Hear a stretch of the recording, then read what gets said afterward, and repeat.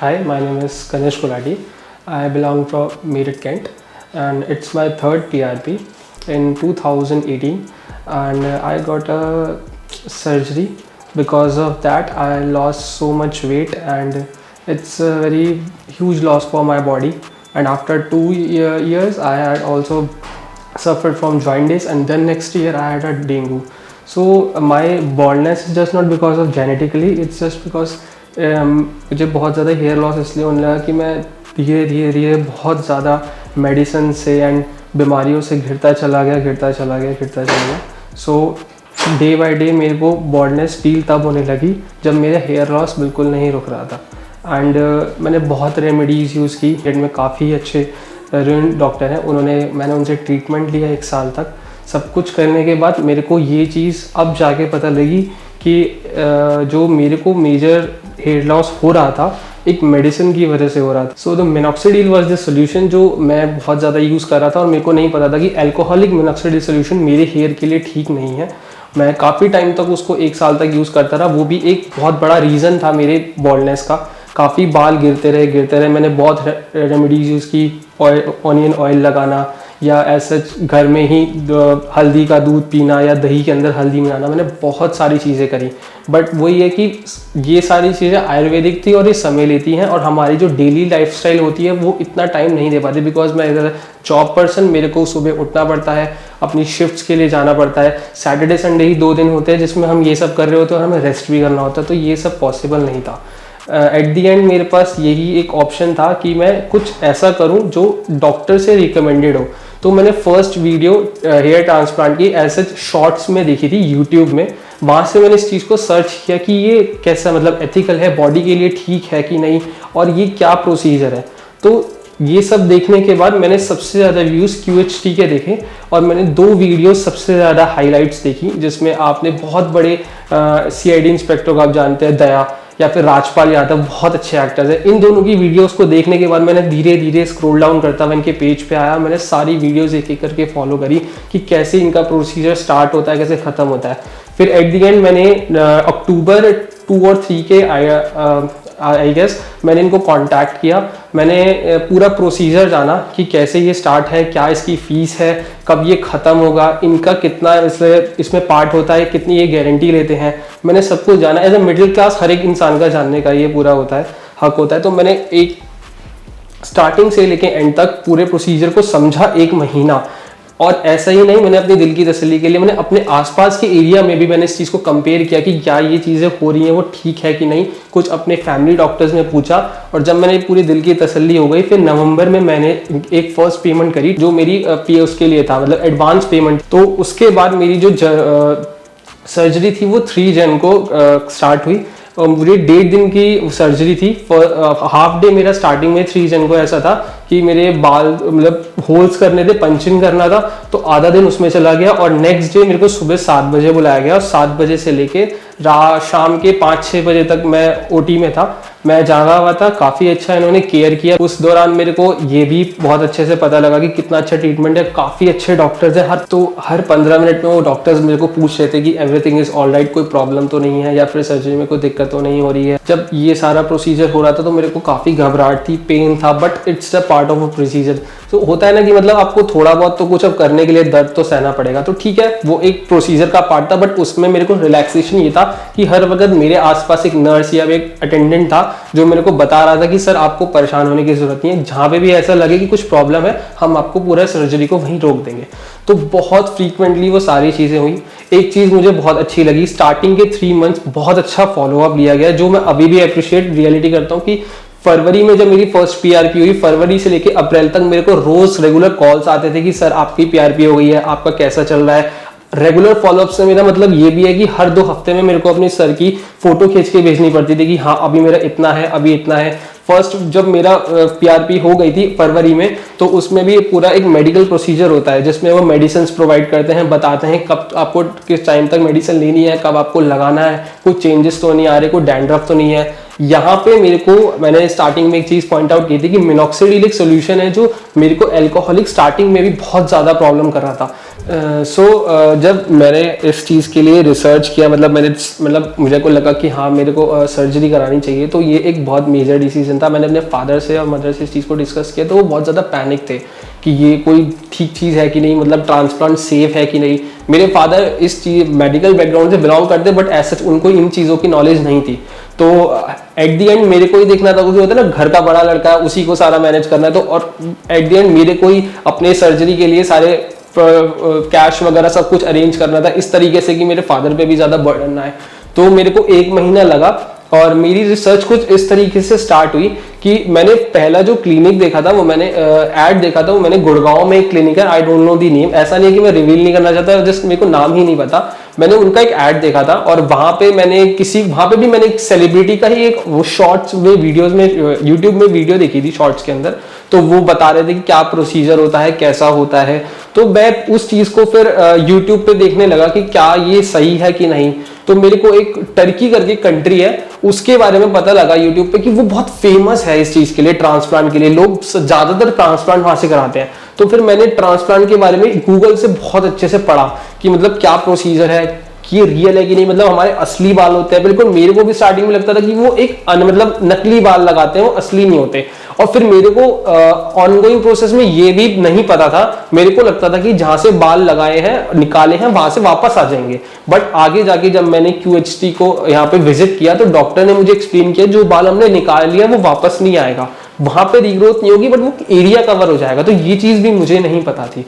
तो अपनी इस रिसर्च में मेरा फर्स्ट एक्सपीरियंस वो गूगल पे सर्च करना टर्की के बारे में कि वो बहुत फेमस है सिर्फ पर्टिकुलर इस कंट्री के लिए, कि वहाँ ट्रांसप्लांट बहुत ज़्यादा होते हैं वो। फिर मैंने दिल्ली और गुड़गांव में कुछ क्लिनिक्स देखे। फिर उन दोनों को कंपेयर करने में QHT में मेरे को 2-3 चीज़ें ऐसी लगी जो मुझे उनसे बेटर लगी। वो ये थी कि फर्स्ट मेरे को ये थोड़ा कॉस्ट इफेक्टिव लग रहा था एज कम्पेयर टू उनके। वो तो सी अब मैं मिडिल क्लास हूँ, मैं हमेशा वही सोचूंगा जो मेरे लिए बेस्ट होगा और मेरे को कम पैसों में ज़्यादा चीज़ें मिलेंगी। तो QHT में मेरे को 5 PRPs थी, फॉलोअप्स थे। मैंने उनसे बात करी, मैंने उनका पूरा प्रोसीजर जाना कि वो कैसे करते हैं, फिर मैंने उनको QHT से कंपेयर करा। तो मेरे को 1-2 चीजें जो बेस्ट लगी, फर्स्ट PRP, सेकंड हर रोज फॉलोअप। व्हाट्सएप पे आपको आपकी वीडियोस डालनी है, फोटोज डालनी है, और हर 1-2 हफ्ते में आपको कॉल करेंगे, एक रिमाइंडर के लिए मैसेज आएगा कि आपका PRP आ गया। तो ये उनका पूरा सपोर्ट सिस्टम उनका पूरा तैयार था। उनका एक BPO जिसे कहते हैं कि हर वक्त कॉल करना, हर चीज के लिए अपडेट करना, ये चीज उनकी पूरी रेडी थी पहले से। तो ये मेरे को बहुत अच्छा लगा। फिर मैंने बताया था स्टार्टिंग में आपको कि मैंने कुछ सेलिब्रिटीज की वीडियो देखी, जैसे राजपाल यादव और दया। तो मुझे पता लगा कि वो भी यहाँ पर ऑलरेडी आ चुके हैं। बहुत मेजर चीज बताना चाहूंगा, आप QHT यूज करें या whatever clinic you use, after surgery there is a bandage जो आपके फोरहेड पे लगाई जाती है। ऑलवेज रिमेंबर कि उस बैंडेज को नहीं हटाना चाहिए until and unless you get a call from a doctor और फ्रॉम अ सपोर्ट।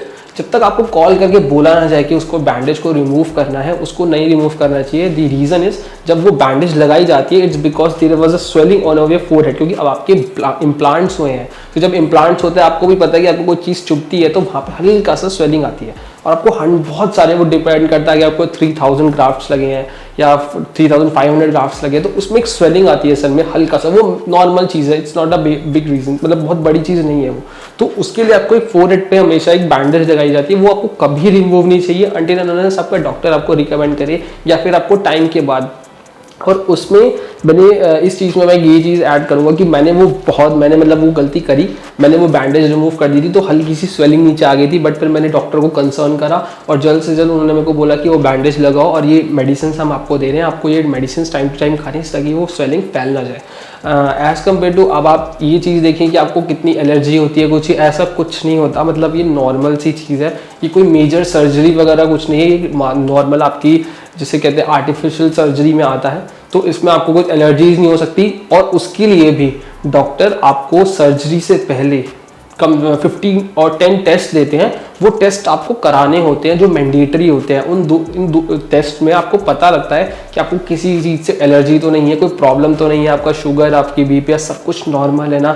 ये सर्जरी से पहले आपको करवाया जाता है टेस्ट, और ये डिपेंड करता है कि वो टेस्ट आपको करने हैं या आप डॉक्टर के पास क्लिनिक पे जाके करवाओगे। ये मैं आपको इन जनरल बोल रहा हूँ, ये कंपेरिजन में नहीं कर रहा। अब मैं आपको ये चीज़ बताऊंगा कि मैंने QHT की चुना क्योंकि यही चीज़ मैंने जब किसी दूसरी क्लिनिक से पूछी थी तो उन्होंने मेरे को ये बोला कि नहीं, आपको हमारे पास आना पड़ेगा, पहले वो टेस्ट कराने पड़ेंगे, फिर हमें पता लगेगा कि आपकी सर्जरी कब होगी, जो मेरे लिए थोड़ा सा हेक्टिक था। सी अभी QHT ने मुझे ऑप्शन दिया कि नहीं, आप अपना घर पे ही टेस्ट करा लीजिए किसी भी बढ़िया सी लैब से, और आप हमें रिपोर्ट सेंड कर दीजिए, उन रिपोर्ट के बिहाफ पे हम आपको बता देंगे कि आप एलिजिबल हो कि नहीं।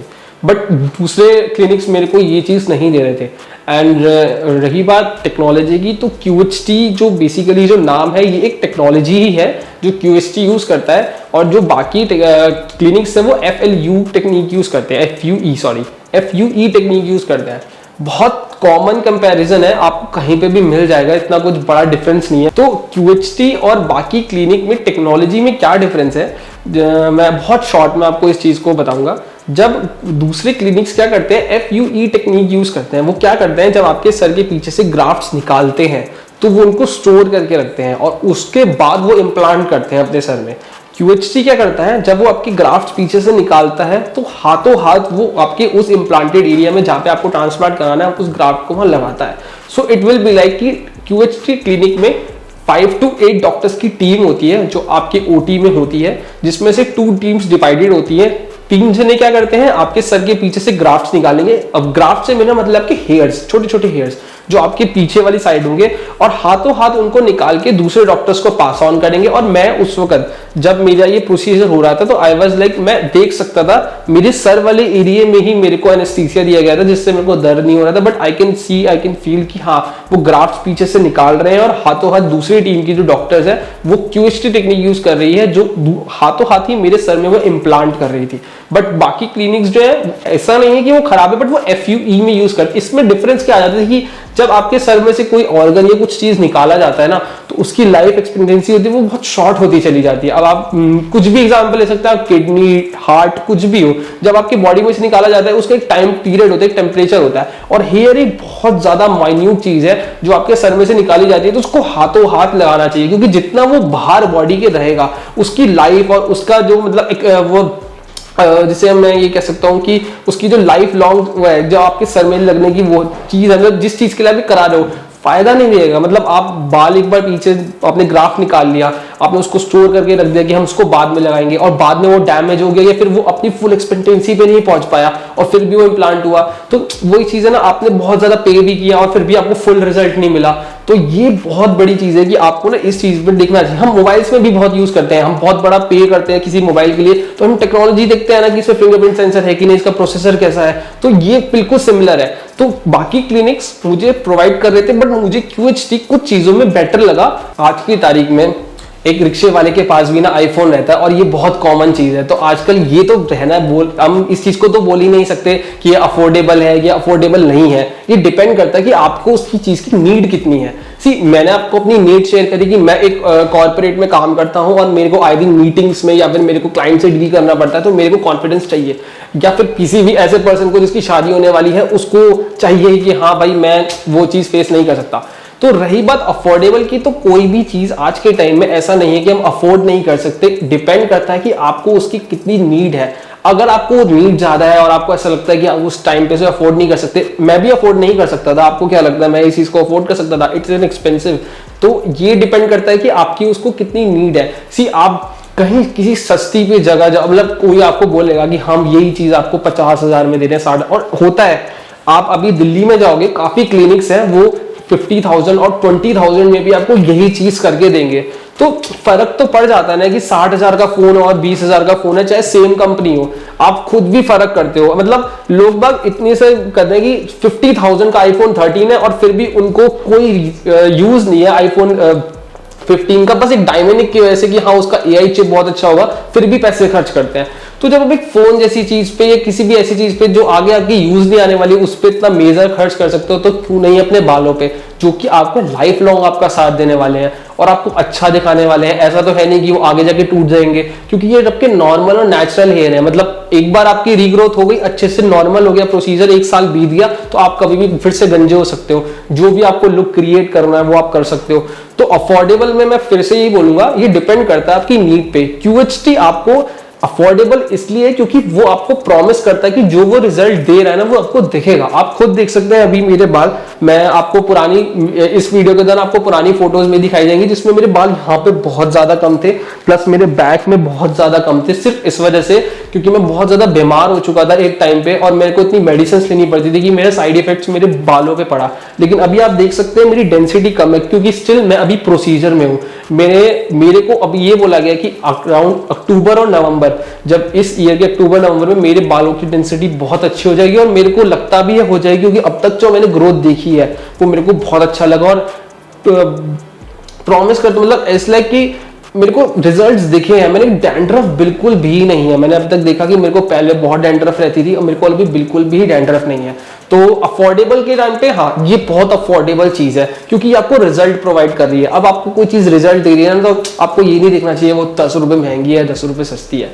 एंड एट लास्ट मैं इस चीज को ऐसे क्लोज करूंगा कि मेरी जर्नी अब तक देखो, इसमें मैं आपको क्या ही बोलूं कि हर चीज की एक पार्ट होता है, जर्नी होती है। मेरे को बहुत अच्छा रहा, मेरे को पता लगा कि कैसे एक नया एक्सपीरियंस रहा कि हाँ, ट्रांसप्लांट भी एक ऐसी कोई चीज है जो बालों को लग सकती है। मेरे को पहले नहीं पता था कि मतलब ट्रांसप्लांट भी हो सकता है, पीछे के बाल ऊपर लगाए जा सकते हैं, ये सब तो एक नया एक्सपीरियंस था जो कि अगर आपको जरूरत है तो आपको जरूर करना चाहिए। और अब तक का मेरे को स्टार्टिंग में मेरे को पेन हुआ, सी मैं हर एक चीज शेयर करूंगा, ये कोई वीडियो नहीं है कि जिसमें आपको बता रहा हूँ क्यूएसटी बहुत बेस्ट है, ये मेरा एक्सपीरियंस रहा है अब तक का, वो शेयर कर रहा हूँ। तो मेरे को ऐसा टाइम भी था मार्च और अप्रैल में जहां पे आपको बहुत ज्यादा हेयर फॉल हुआ। हेयर फॉल इट्स लाइक कि आपको लगेगा कि आपने ट्रांसप्लांट कराया और आपको कुछ पता भी नहीं लग रहा, बहुत हेयर फॉल होता है और आप बहुत ज्यादा पैनिक हो जाते हो। मैं भी पैनिक हुआ था, बट मेरे को बहुत अच्छे से इनके जो सपोर्ट है उन्होंने मेरे को कॉल करके बताया, सर आप बिल्कुल भी डिस्टर्ब मत होइए, बिल्कुल भी स्ट्रेस मत लीजिए। ये चीज मैं आपसे भी शेयर करूंगा कि कभी भी ट्रांसप्लांट कराने के बाद स्ट्रेस नहीं लेना चाहिए अपनी लाइफ में।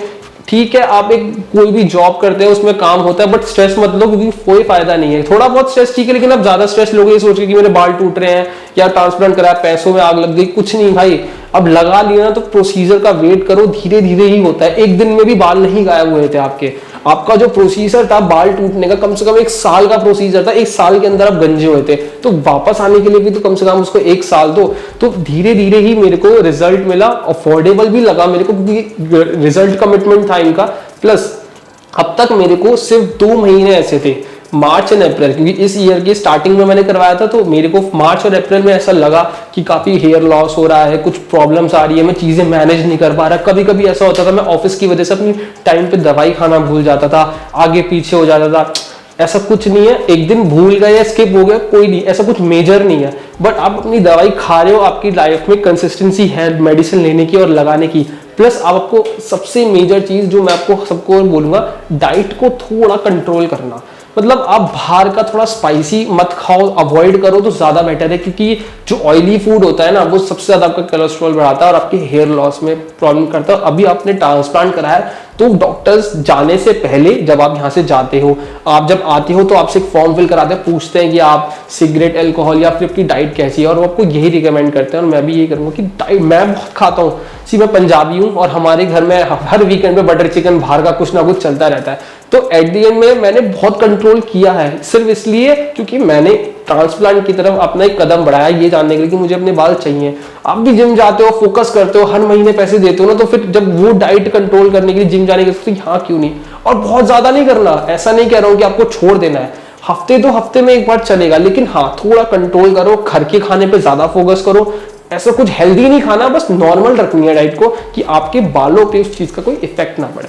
तो अब तक मेरा तो यही रहा कि मैंने काफी बाहर का कम खाना शुरू कर दिया, जबकि मैं बाहर रहता हूँ। मैंने बहुत कम खाना शुरू कर दिया, घर में ही मैंने मेड लगा रखी है मैंने फ्लैट पे, और वो ही मेरे को घर का खाना बना के देती है। नहीं तो मेरा आए दिन ब्लिंकिट, जोमैटो यही चलता था, बट मैंने उस चीज़ को काफ़ी रोका और मेरे को उससे काफ़ी प्रॉमिसिंग रिजल्ट्स मिले हैं। होप आपको मेरी वीडियो काफ़ी हेल्पफुल लगी होगी और आपको इस जर्नी को स्टार्ट करने के लिए आपको मदद करेगी। मैं बहुत ही जल्दी आपको एक नेक्स्ट वीडियो के साथ मिलूंगा जिसमें आपको मैं बताऊंगा कि मेरे अब तक का ग्रोथ क्या रहा, मेरे अब से लेकर नेक्स्ट पीआरपी तक। अब मेरी नेक्स्ट पीआरपी अराउंड जुलाई के एंड में होगी, तो जुलाई एंड में आपको मिलते हैं और मैं आपको बताता हूँ कि मेरा क्या चला।